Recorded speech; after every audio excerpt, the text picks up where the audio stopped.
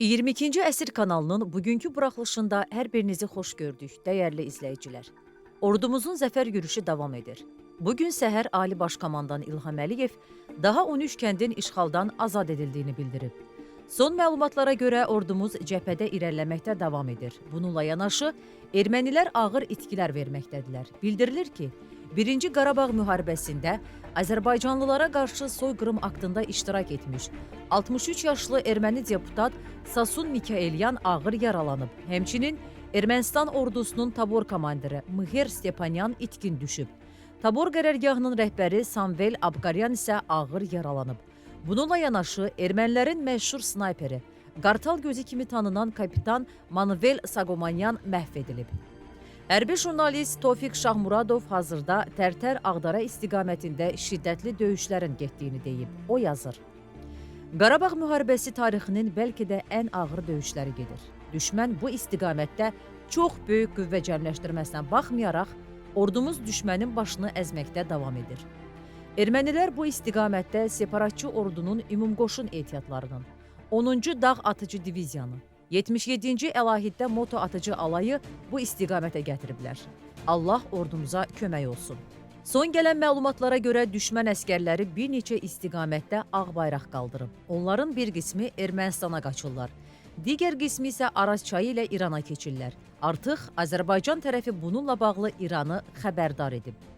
Hüquq müdafiəçisi Navella Cəfəroğlu deyir ki, erməni əskərlərin qaçmasının səbəbi aydındır. Onlar qorxurlar və 80% müharibəyə məcbur göndərilib. Bunlar isə kasıb erməni ailələrinin övladlarıdır. Varlıların isə övladları Amerikada və Fransada gəzirlər. Amma onu deyim ki, Azərbaycanın hərbi əsirlərlə davranış modeli bütün dünyaya bir nümunədir. Dünyaya göstərməliyik ki, biz müsəlman dövlətiyik və heç bir mülki və girov düşən şəxsə qarşı kobud rəftar etmirik. Ermənilər isə bizim güya əsirlərlə kobud rəftar etdiyimizi bütün dünyaya göstərmişdilər.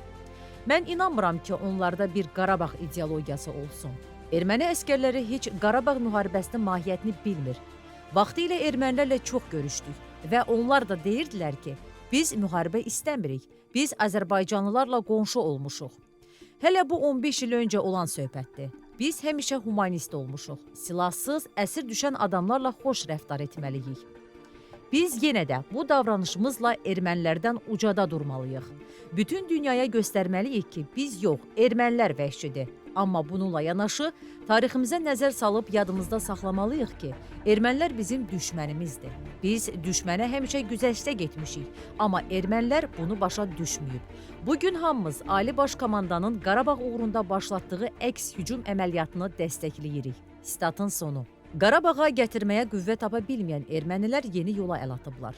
Bu barədə danışan Rusiyalı politoloq Maksim Şevçenko deyib ki, ermənilər başqa ölkələrdən könüllülər gətiriblər.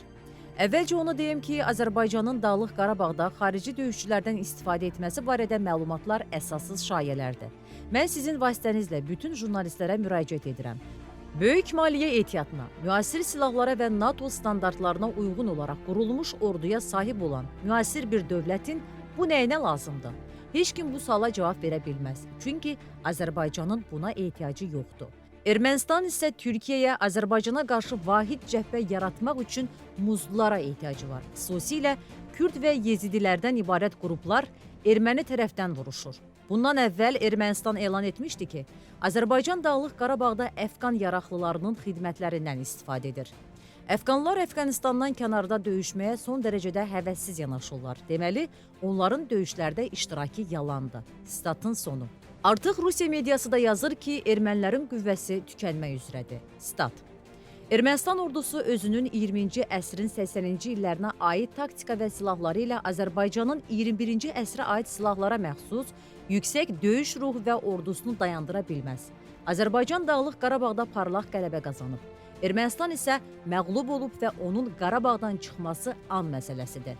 Aradakı fərqi ortaya çıxaran əsas amil müdafiə planlaşdırılmasına yeni yanaşma, idarəçilik və keşfiyyatın, o cümlədən kosmik keşfiyyatın keyfiyyəti, havada üstünlük, hava hücumuna müdafiə sistemlərinin məhv edilməsi taktikası olub.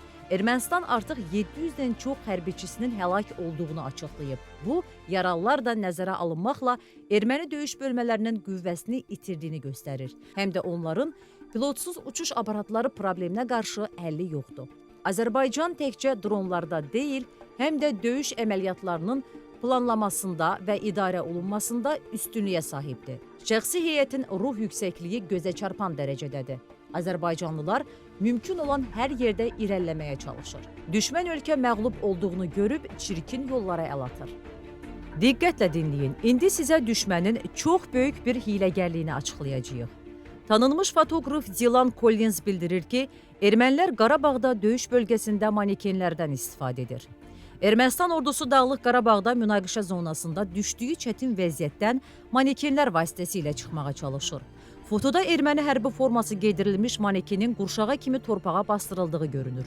Şair jurnalist Akşin Evran mövzu ilə bağlı yazdığı yazıda bildirib ki, ermənilər cəbhə xəttində çılpaq qadınlardan əvvəllər dəfələrlə istifadə ediblər. Mən bunu zabitlərimizlə söhbətimdə də eşitmişəm. Ermənilər çılpaq qızları səngərin üstünə çıxarırlarmış. Onların məqsədi Azərbaycan əskərinin başını səngərdən çıxarıb o qızlara baxması idi. Belə olan halda erməni snayperlər həmin əskərimizi vururdu. Yəni ermənilər bu bir növ qızlardan yem kimi istifadə edirdilər. İndi də çılpaq manekenlərlə fikir yayındırmağa çalışırlar. Düşünürəm ki, əskərlərimiz bu barədə artıq təlimatlandırılıb. Bu məsələyə xüsusi diqqət yetirmək lazımdır. Əskərlərimizin belə şeylərə diqqət etməsi çox vacibdir. O manekenlər və çılpaq qadınlar əsl təhlükə, ölüm mənbəyidir deyə Akşin Evren bildirib. Əziz dostlar, sizə cəbhədən xəbərlər verməyə davam edəcəyik. Kanalımıza abunə olaraq yeni videolarımızı izləyə bilərsiniz. Son olaraq sizdən xahiş edirik ki, Qarabağla hansısa rayonun azad edilməsi ilə bağlı məlumat yayarkən yalnız rəsmi mənbələrə istinad edin və hərbi sirri yaymayın. Allah ordumuzu, xalqımızı qorusun. Qələbə bizimlədir.